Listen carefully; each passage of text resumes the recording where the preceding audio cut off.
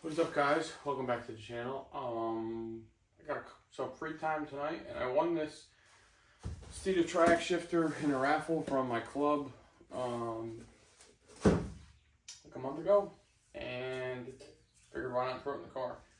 So I believe this, hopefully, it's for T5. We're gonna find out real quick. But it's a Steeda track shifter, 5-speed. Comes with a shifter handle, and yeah. And then the hardware to install it. It's a really simple install. Currently in the car I have a Pro 50. I've had that for, I don't know, probably 4 or 5 years now. And then I had a buddy that I used to work with was a machinist, and I had to make some bushing so I could adapt the old style Hearst handle, which I'll show you guys that in a second, to it. So let's check it out. Okay, so as you guys can see here, I had the Hearst shift bezel, and it's the rubber notches, and they kept getting caught in the actual shifting part, so I just pulled it out for now. This is what it looks like. This is the old school Hearst handle, and you can tell that because one, it's got the old school shift ball on it with the clear instead of being engraved into it or painted.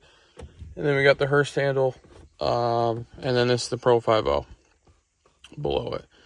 So I've previously made notches here and here to get to these bolts, although I have the new carpet in the way, so I'm just going to snip that real quick. And then we should be able to pull it.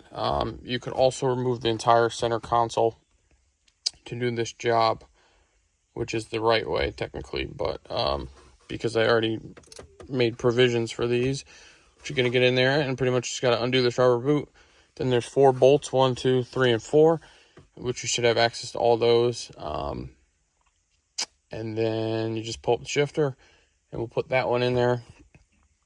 And we'll put some RTV on the edges of the new one to make a nice seal to the trans. So let me see if I can get this out, and we'll see how that goes. All right, and just like that, you can see we have that removed. And here's our access hole. And now we just have these 4 bolts. 1, 2, 3, 4, and then that'll pull this right out. As you can see, we have the Pro 50 shifter out. Now it is a pain in the ass to do it this way, but it is possible. And then while you're in here, you want to check to make sure this plastic bushing is good, which mine is phenomenal. If you don't have that plastic bushing, that'll cause a lot of issues for you.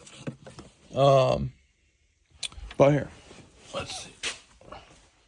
Right up here, we've got the Pro 50, which actually this bushing in here, oh no, maybe it looks cracked, but maybe it's not.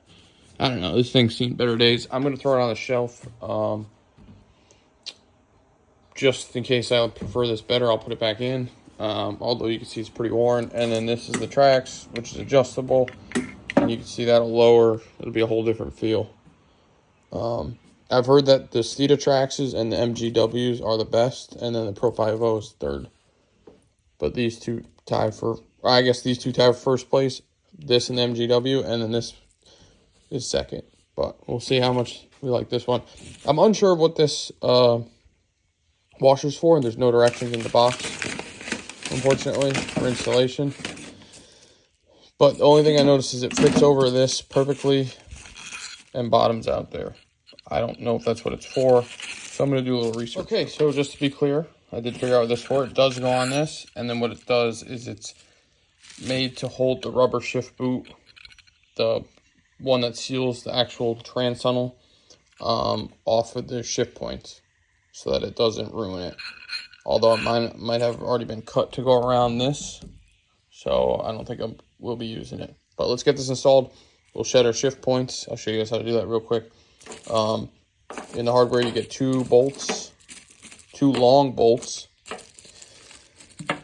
2 nuts, and a rubber grommet. That's to mount your shift handle to your shifter. And then you get 4 bolts, which will be the 4 corners. I'm going to put some RTV, the right stuff, on this seam just because there's trans fluid in there. Well, I didn't do it on this one, which I thought I did, but I'm surprised.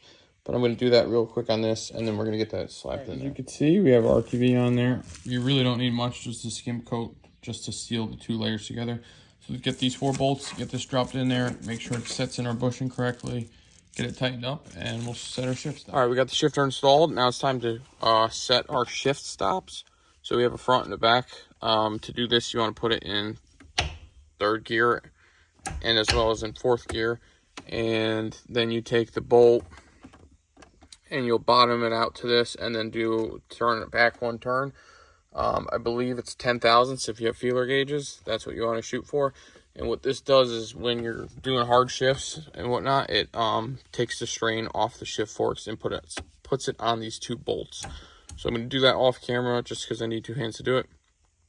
And then once that's done, we'll put the rubber boot that's over there back on it and then get our shift handle mounted up. As you can see, we have our shift adjusters. I forget what they're called now. They're all set. So we set it for the reverse, set it for 3rd, or not reverse. We set it for 3rd and we set it for 4th. So that's all good to go. Now we can take that boot, throw that back on. For these, I believe they're 2 half. I use 2 half-inch wrenches to get that all squared away. So let's get the rubber boot on and then get the shifter on. And just like, excuse me, just like that, we have our shifter installed. The last thing would be to put on the leather boot, which I don't have. This has variable, the shifter handle has variable adjustments. So you can either put it 1 step up, which would give you a longer throw forward and backwards, technically. And then you can put it on either side. I put it, hug the driver's side more, and I went lower to make a nice shorter throw. I mean, and it feels great. So now I just got to drive the car and see how she does. 1st, 2nd, 3rd, 4th, 5th. Then reverse. Nice and easy. Everything's smooth. So we'll see how the Steeda Triac performs. And like I said, I can always come back if I don't like it too close or too low. I can adjust it, and so be it. But yeah, that's going to do it for this video. If you guys haven't already, please subscribe and like and comment and let me know what you think. Thanks for watching, guys.